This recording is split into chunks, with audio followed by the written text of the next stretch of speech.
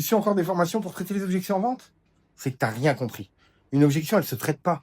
Elle se pré-traite. Elle s'évite. Elle s'anticipe. Allez, viens.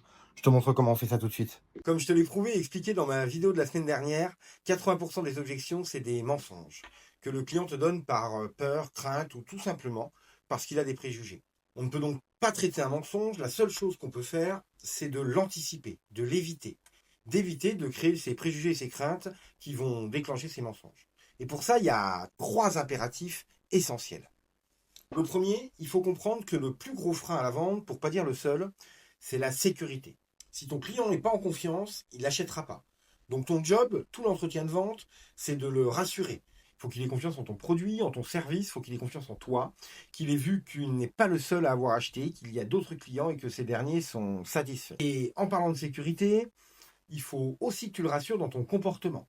Pas de script appris par cœur, pas de méthode de vente des années 1975. C'est toutes ces choses qui vont émettre un doute et l'objet à te mentir à la fin. Le deuxième point, c'est d'avoir fait une vraie découverte. Tu dois savoir exactement qui prend les décisions, comment, pourquoi, combien de temps, pourquoi il ne l'a pas fait avant. Tu dois vraiment creuser ta découverte. Tu dois tout savoir de ton client. Ça va permettre 2 choses. Déjà, il va beaucoup plus se livrer, il aura donc beaucoup moins envie de te mentir. Mais en plus, tu vas sûrement tomber sur des questions qui vont t'éviter de faire une gaffe à la fin et d'avoir un bon vieux « je veux réfléchir » ou « je dois en parler à ma femme ». Le troisième, c'est l'erreur que je vois le plus. Arrête les attaques de vente. Pas de remise, pas de casse de prix, pas de « vous avez un coup de chance exceptionnel, j'ai justement un four en stock et je pourrais vous l'offrir si vous signez aujourd'hui ». Terminé ces vieilles méthodes de vente.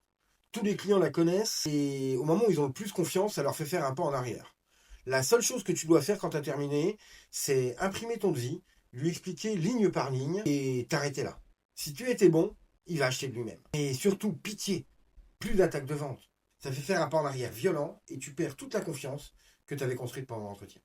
Et tu verras, si tu appliques ces 3 règles, tu vas faire disparaître toutes les objections ou au moins celles qui sont intraitables, les non fondées et les mensonges. Alors tu vas me dire, ok, mais si l'objection arrive quand même, comment je dois me comporter? Eh bien, surtout pas comme on te l'a appris. La seule chose à faire, c'est de le secouer émotionnellement, en lui apportant une réponse totalement inattendue. Et dans ma prochaine vidéo, je te montrerai comment faire ça. Mais surtout, rappelle-toi, c'est pas une fin en soi. La vraie solution, c'est de les pré-traiter, comme je viens de te le montrer, pour les faire disparaître. Bonne vente à tous et à la semaine prochaine.